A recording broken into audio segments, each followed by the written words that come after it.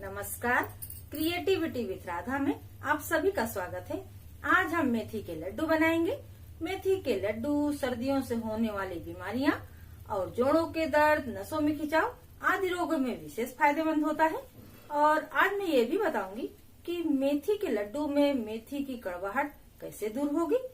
तो चलिए हम मेथी के लड्डू बनाना शुरू करते हैं। मेथी के लड्डू बनाने के लिए हमने 150 ग्राम मेथी लिया है। इसे हमने अच्छे से साफ कर लिया है, कंकड़ वगैरह देख लिए हैं। और अब इसे हम मिक्सर जार में डाल देते हैं। इसे हम मिक्सर जार में बारीक सा पीस लेंगे। कुछ लोग इसे दरदरा सा पीसते हैं, पर हम बारीक पीसेंगे। बारीक पीसने से इसके लड्डू और भी अच्छे बनते हैं। देखिए बिल्कुल बारीक सा पीस लिया है। इसे अब हम छन्नी से छान लेते हैं। और जो छन्नी में छानने के बाद मोटे मेथी के दाने या दरदरे पिसे हुए निकलेंगे, इसे हम पुनः मिक्सर जार में डालकर पीस लेंगे। लगभग 2 सेकंड में ही हमने इसे पुनः पीस लिया है। देखिए ये भी बारीक हो गया है। इसे भी हम छान ले रहे हैं। और जो छानने के बाद मोटे निकलेंगे, इसे हम सब्जी वगैरह में यूज कर लेंगे। अब इसे हम एक बाउल में रखकर थोड़ा थोड़ा दूध डालकर इसे मिक्स कर लेंगे। दूध हमें बहुत ज़्यादा नहीं डालना है, बस उतना ही डालना है जिस तरह से हम आटे का डो बनाते हैं। अब इसे हम ढककर 8 से 9 घंटे तक रख देंगे। अब हम नेक्स्ट प्रोसेस की ओर चलते हैं। हमने बाकी सामग्रियां भी ले ली हैं। मेथी दाना जो गोया था वो अच्छी तरह से फूल गया है। मेथी दाने को बिना भिगोए ही हम लड्डू बना सकते हैं। लड्डू बनेंगे, पर यदि हम दूध में भिगो देते हैं तो मेथी दाने में जो कड़वाहट होती है वो पूरी तरह से चली जाती है। इसलिए इसे दूध में जरूर भिगोना चाहिए। अब हमने यहाँ पर 100 ग्राम मखाने लिए हैं और 150 ग्राम हमने यहाँ पिंड खजूर लिया है। ये बिल्कुल ताजे हैं और काले वाले पिंड खजूर हैं। और हमने यहाँ आटा उतना ही लिया है जितना कि हमने मेथी लिया था। मेथी का और आटे का वेट बराबर है।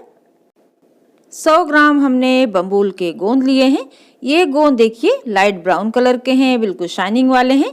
इस तरह के गोंद बहुत अच्छे होते हैं, पर इसमें यदि छोटे छोटे काले काले से गोंद हो तो उसे हमें निकाल देना चाहिए, क्योंकि वो फूलते नहीं हैं और बिल्कुल कच्चे रह जाते हैं। और 50 ग्राम पिस्ता लिया है, 100 ग्राम बादाम लिए हैं, 100 ग्राम काजू लिया है और 100 ग्राम गरी का बिल्कुल पिसा हुआ बुरादा लिया है।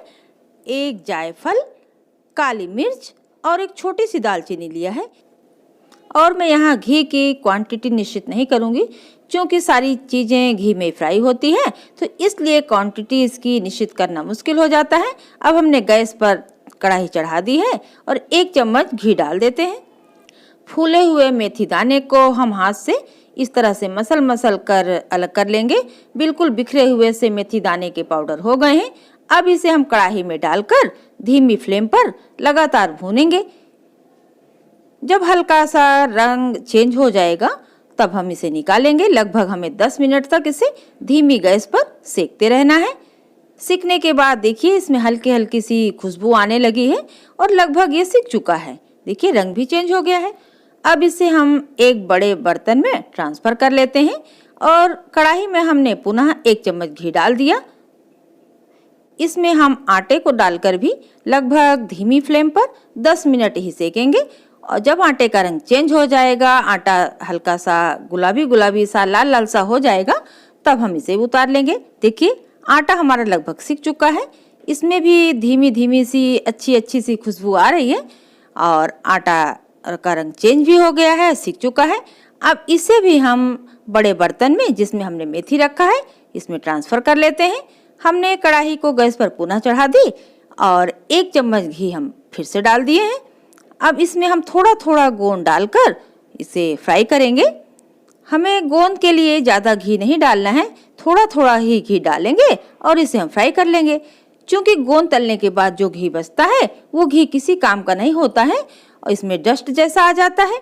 देखिए छोटे छोटे टुकड़े हमें गोंद के लेने चाहिए, तो ये अंदर तक सिक जाते हैं और अच्छे से मखाने की तरह फूल जाते हैं। देखिए पुनः हमने गोंद डाल दिया है। अब ये भी फ्राई हो रहे हैं। गोंद के टुकड़े बहुत छोटे छोटे लेना चाहिए, नहीं तो ये कच्चे रह जाते हैं। अब हम गोंद फ्राई कर चुके हैं। कढ़ाई में जो घी बचा हुआ है इसे हमें निकाल देना होगा, क्योंकि ये खराब हो जाता है। देखिए कढ़ाई हमने साफ करके पुनः चढ़ा दी, गैस जला दिया और इसमें 1 चम्मच घी हम फिर से डाल देंगे। इसमें हम बादाम, काजू और पिस्ता डालकर धीमी फ्लेम पर भूनेंगे। इसे लगातार हम रंग चेंज होने तक भूनते रहेंगे। यदि हम काजू, बादाम, पिस्ता या अन्य ड्राई फ्रूट्स फ्राई ना करें तो भी चलेगा, लड्डू बनेंगे। पर ये लड्डू ज़्यादा दिन तक टिकाऊ नहीं रहेंगे। पर यदि हम सारे ड्राई फ्रूट्स को अच्छे से फ्राइड कर लेते हैं तो ये लड्डू बहुत टिकाऊ होंगे। 1.5 से 2 महीने तक ये स्टोर करके हम रख सकते हैं। अब हमने सेम कढ़ाई में मखाने भी डाल दिए हैं। अब इसे भी हम धीमी फ्लेम पर लगातार चलाते हुए सेक लेंगे। मखाने बिल्कुल खस्ते खस्ते से बिल्कुल कुरकुरे से सेकना चाहिए, तभी ये अच्छे होते हैं।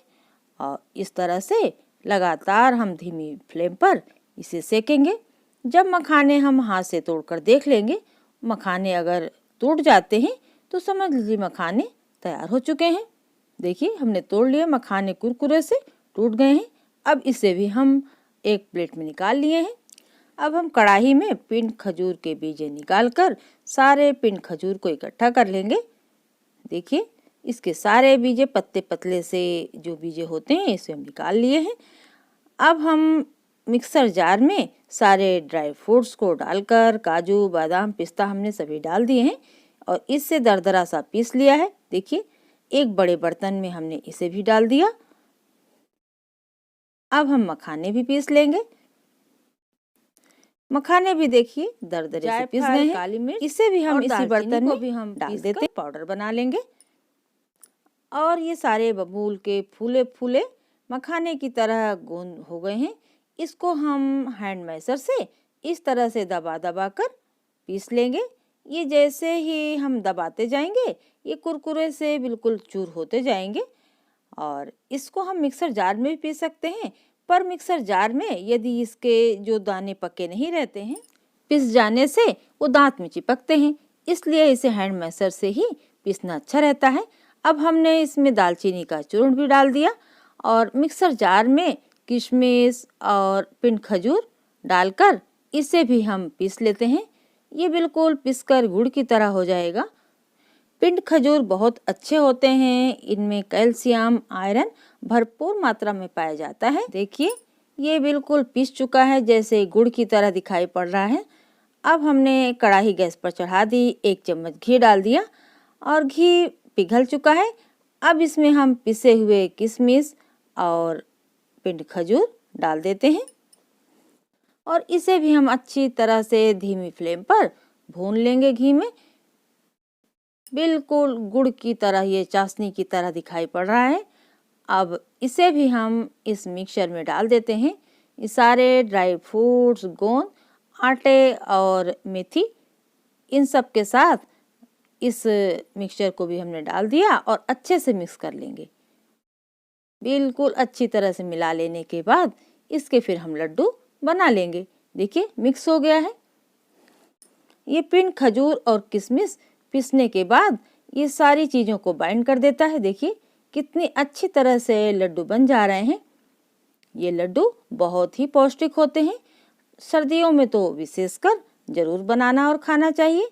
तो इस तरह से लड्डू बनकर तैयार हैं। इसे आप भी जरूर ट्राई करिएगा और यदि रेसिपी पसंद आती है तो प्लीज़ लाइक का बटन जरूर क्लिक करिएगा और ज़्यादा से ज़्यादा शेयर करिएगा। और अब तक भी सब्सक्राइब नहीं किया है तो प्लीज़ सब्सक्राइब भी करिएगा। हम नेक्स्ट वीडियो में किसी अच्छी सी रेसिपी के साथ फिर मिलते हैं।